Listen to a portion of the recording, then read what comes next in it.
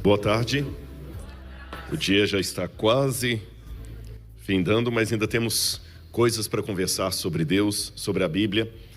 E nessa reflexão eu queria falar de um milagre de Jesus que sempre me fascinou. Todos os milagres de Cristo me fascinam, mas esse de maneira especial, ele me chama a atenção quando Jesus acalma a tempestade. Aqui vocês têm uma imagem do mar da Galileia, bem aqui atrás. Então, do outro lado, isso aqui foi tirado da cidade de Tibérias. Do outro lado você tem a Decápolis. Se você for mais para o norte, noroeste, né? Sempre confundo esse noroeste com noroeste mesmo. Você vai ter do lado... Bom, do lado de lá fica mais fácil. Você vai ter a Síria. E ao norte você vai ter a fronteira com o Líbano. E atrás, nas nossas costas aqui, o mar Mediterrâneo. Você sabia que 90% do ministério de Jesus foi no entorno do mar da Galileia? Isso me surpreendeu, que antes que a gente lê na Bíblia, parece que Jesus saiu andando pelo mundo e atravessou, não é?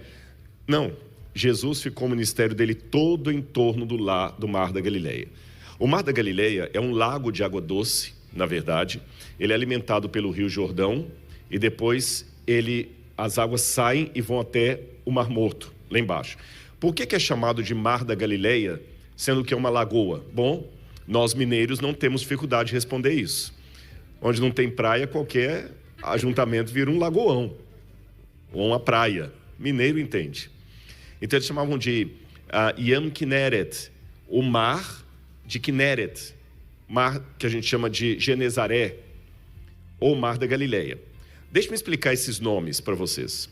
Na geografia bíblica, o acidente geográfico tem o mesmo nome da região onde ele está. Então, exemplos. O jardim, que a gente chama Jardim do Éden, na verdade não se chamava Jardim do Éden. Foi um jardim que Deus plantou na região do Éden. Entenderam? Mas o jardim mesmo eu não sei qual é o nome dele, Paraíso. O monte Horebe ficava na região do Sinai. E pelo fato de ficar na região do Sinai, chama-se Monte Horebe, Monte Sinai. O Monte Pisga fica na região do Nebo. Então é chamado tanto de Monte Pisga como Nebo. Como o mar de Kinneret fica na região da Galileia, ele também é chamado de Mar da Galileia.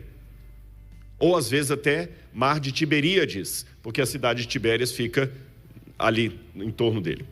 Agora, por que os discípulos ficaram espantados quando Jesus acalmou a tempestade ali no mar da Galileia?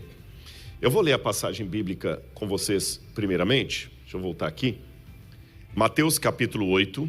Se você tiver a sua Bíblia, você pode ler comigo.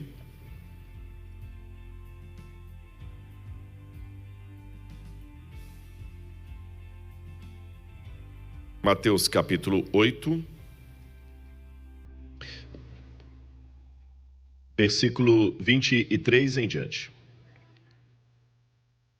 Jesus entrou no barco e seus discípulos o seguiram. Fica fácil, né?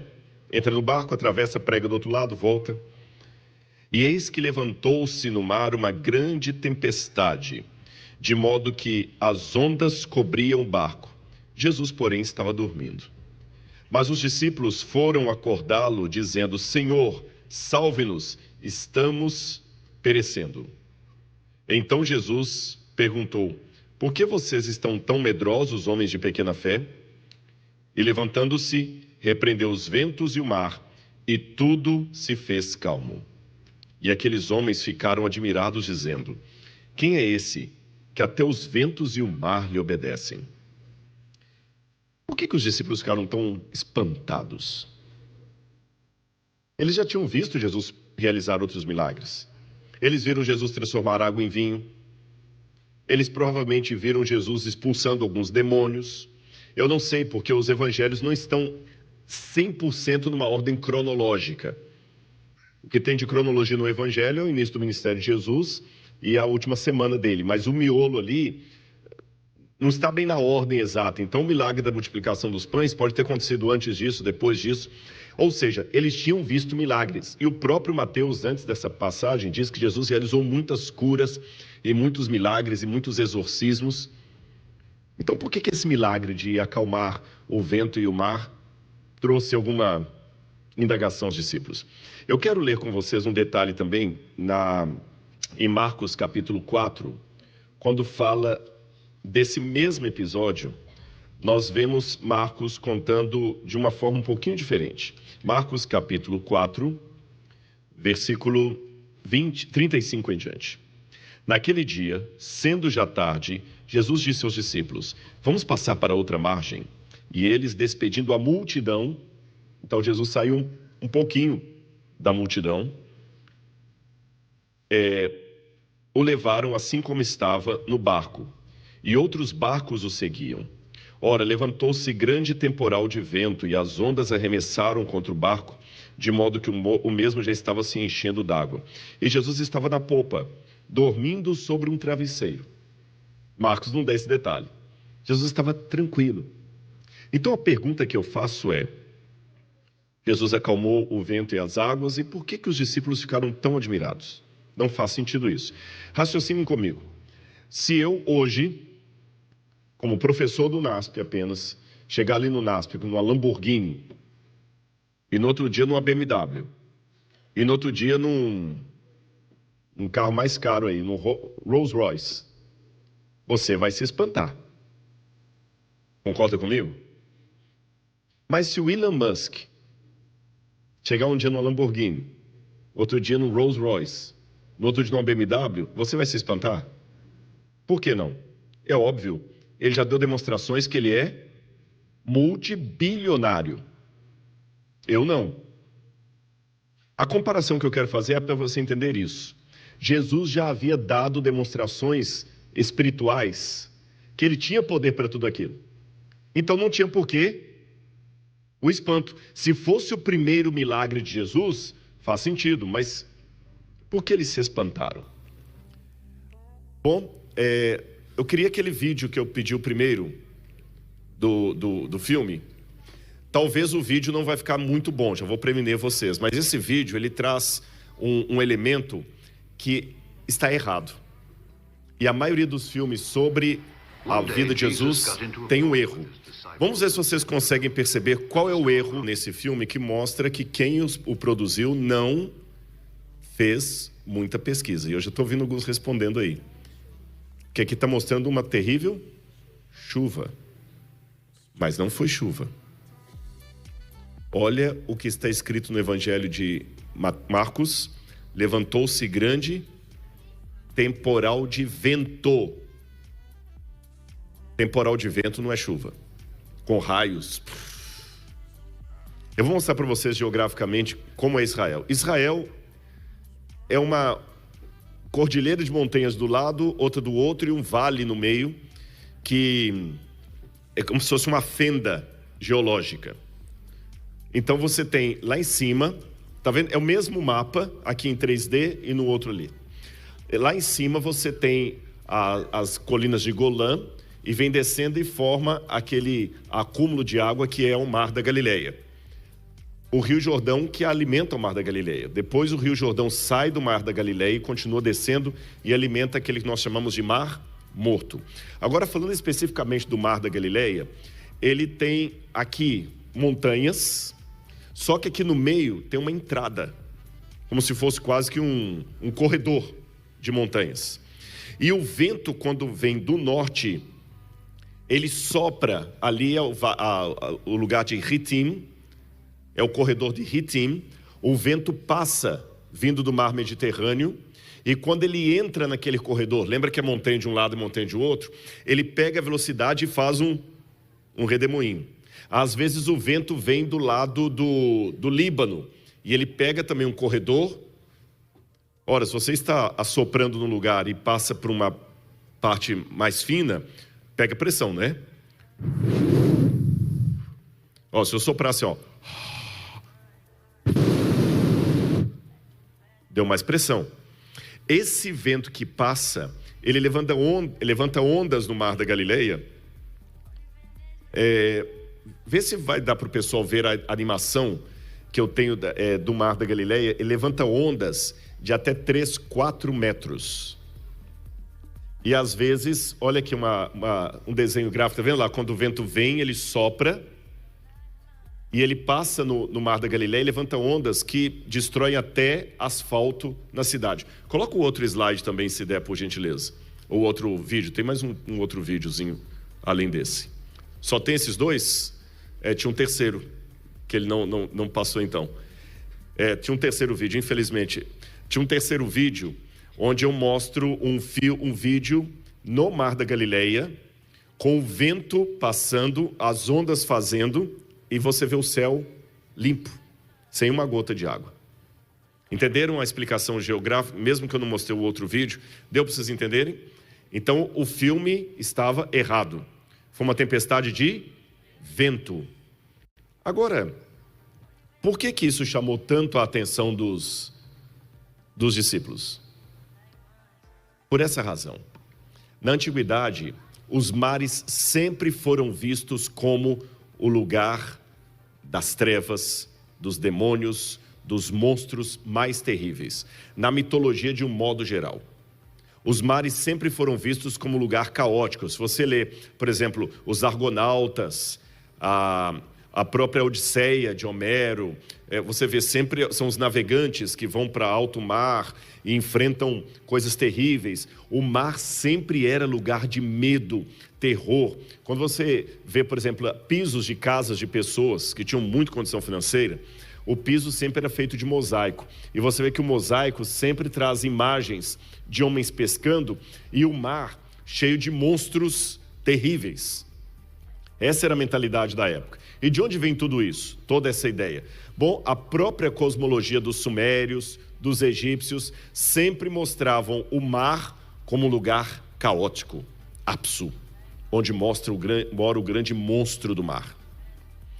Deixa eu explicar uma coisa para os irmãos. A Bíblia, ela não endossa essa mitologia pagã. Mas como a Bíblia está dialogando com essa cultura, Deus às vezes parte do conhecido para o desconhecido. E na Bíblia também muitas vezes o mar é símbolo de caos. Por exemplo, o mar agitado são povos em luta, em guerra. Lembra que o livro de Daniel fala que ele viu o grande mar agitado pelos ventos, guerras entre os povos. Quando fala que a prostituta de Apocalipse 17, a mulher que se assenta sobre muitas águas, muitos povos, lugar de caos. A besta surge do mar. O livro de Jó fala do Leviatã, que é a serpente do mar. Então há muitos vestígios do antigo Israel que mostram uma ruptura com a visão politeísta, mas ao mesmo tempo uma forma de fazê-los entender o que tudo aquilo representava. Lembra de Ulisses, que vai na aventura do mar e tem que enfrentar as sereias que cantam? Apocalipse, capítulo 21, versículo 1. Vi novo céu e nova terra, porque o primeiro céu e a primeira terra passaram e o mar já não existe. Eu, como mineiro, quando eu li a primeira vez essa passagem na Bíblia, me mostraram na igreja, eu ficava triste. Assim, poxa vida, eu pensei que pelo menos no céu ia poder ter uma casa de frente para a praia, né? Que em Belo Horizonte não tem mar. Não vai ter praia no céu, então? O mar já não existe, significa aquele mundo caótico, que dá medo, que dá pânico, o mundo do monstro. A distância entre João e o que ele exclamava, porque ele estava na ilha de Patmos, cercado pelo mar. A prisão dele era o mar. O mar já não existe. Agora, olha que curioso isso. Vocês sabem que o diabo, como imitador de Deus, ele faz milagres parecidos com o que Deus faz. Mas espera aí, uma notinha de rodapé. Você pode questionar aí, o diabo imitador de Deus, Rodrigo? Eu pensava que era o contrário, que o diabo queria ser o oposto de Deus. A gente sempre aprende que o diabo é o inimigo de Deus, ele é o oposto. Como é que você fala que o diabo é imitador de Deus? Sim, o diabo é o maior imitador de Deus do universo. Mas calma que eu vou explicar para você o que eu quero dizer com isso. Você tem duas maneiras de imitar uma pessoa. Você pode imitar uma pessoa porque você vê nela um modelo de vida. Aí você começa a copiar aquela pessoa. Filhos que têm no pai um modelo de vida, eles começam já a copiar o jeito do pai desde cedo. Eu tinha um amigo que ele falava que era impressionante. Quando ele escovava os dentes, ele tinha mania de bater 3 vezes assim na pia para tirar o excesso de água da escova e guardar. Um belo dia ele flagrou a filha dele pequenininha também escovando os dentinhos. E ele falou que até hoje, ela já é adulta, ela ainda vai escovar os dentes. Pode parecer uma coisa tola, mas ela viu no pai alguém a ser imitado. Quantos de vocês hoje não são empresários, empresárias bem-sucedidos, porque você imitou alguém que fez sucesso e que você admirava? Então existe a imitação ética, que você quer ter o caráter daquela pessoa. Mas existe um segundo tipo de imitação, que é a imitação por engano. É a imitação da bolsa Louis Vuitton da 25 de março. Ela imita ou não imita? Mas para enganar. O primeiro caso, você imita porque você quer ter a qualidade do outro, o caráter do outro. No segundo, você imita para não ter a qualidade do outro, para enganar. Então o diabo imita Deus nessa segunda categoria, para enganar. Tanto é que o Apocalipse está cheio de paralelos entre Deus e o diabo sempre imitando os atos de Deus. E por isso que ele também faz milagres, para enganar. Mas existem alguns milagres na Bíblia que foram reservados apenas para Deus. Por exemplo, o diabo não pode criar do nada. Ele não pode criar, somente Deus pode criar. E já que só Deus pode criar, a Bíblia sempre coloca como os elementos da criação de Deus o vento e as águas. Gênesis capítulo 1, versículo 2. Vamos falar do versículo 1. No princípio criou Deus os céus e a terra. A terra, porém, era sem forma e vazia. Havia trevas sobre a face do abismo, e o Espírito de Deus pairava por sobre as águas. É interessante que a palavra Espírito de Deus em hebraico, Espírito, é Ruach. Ruach. E Ruach significa ao mesmo tempo Espírito e sopro. É igual manga, pode ser uma fruta ou manga de camisa. Espírito, Ruach, em hebraico, significa vento, sopro e espírito. O espírito, o vento de Deus, pairava sobre as águas. Quando nós vamos a Gênesis 8, versículo 1, que fala sobre o dilúvio, também você tem a ideia do vento e das águas trabalhando. Jó capítulo 28, verso 25. Essa passagem é linda também. Olha a pergunta retórica que Deus vai fazer para Jó. Jó 28, verso 5.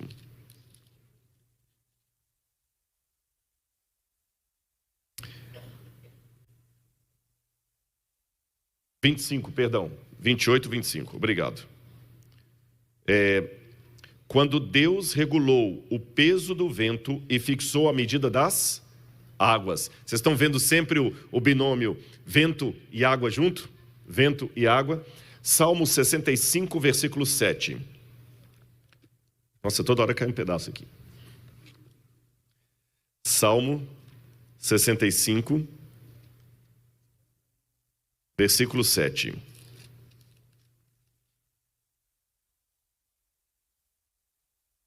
Tu acalmas o rugido dos mares, o ruído das ondas, o tumulto dos povos.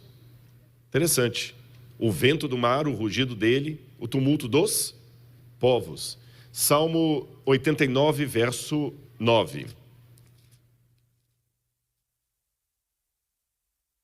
Salmo 89, versículo 9. Dominas a fúria do mar, quando as suas ondas se levantam, tu as acalmas. Quem pode fazer isso? Deus. Então o único que pode controlar ventos e mar é Deus. Agora olha que interessante. Eu falei com vocês que alguns milagres o diabo não consegue imitar. Concordam comigo? Isso não significa que ele não tente. Sabe aquele professor maluco que vai fazer um experimento e sai errado? Quando o diabo tenta o controle do mar e do vento, ele causa guerra, causa conflito. Daniel capítulo 7. Os 4 ventos do céu agitavam o grande mar, a confusão dos povos. O único que pode juntar ar e água, vento e mares, para criar vida é Deus. Quando o diabo tenta manipular isso, ele cria o caos. E segundo o Salmo, somente Deus é aquele que tem o poder sobre o vento e o mar. Quando Jesus foi batizado e saiu da água, o Espírito de Deus, Ruach, veio na forma de uma pomba, pousando sobre as águas. Agora eu entendo por que os discípulos ficaram tão admirados. Sabem por quê? Se Jesus estava acalmando o vento e as águas, isso significa que ele não era apenas um profeta. Isso significa que ele não era apenas o Messias. Isso significa que ele era Deus. Eu tenho aqui uma prova da divindade de Jesus. Porque um profeta podia fazer milagres, mas acalmar o vento e as águas, somente Jesus tinha esse poder. Ele é Deus. E é por essa razão que ele faz a mesma pergunta para você hoje. Ó homens e mulheres de pequena fé, até quando vocês vão duvidar? Marcos disse que ele estava com um travesseirinho ali no barco, dormindo. Não importa se ele está acordado ou se ele está dormindo. O que importa é que ele está no barco. Então guarde isso para a sua vida. Ele pode acalmar as tempestades, ele pode cessar o ruído das ondas, e ainda que as ondas e os mares não cessem, ele consegue tirar vida dessa conjunção de fatores.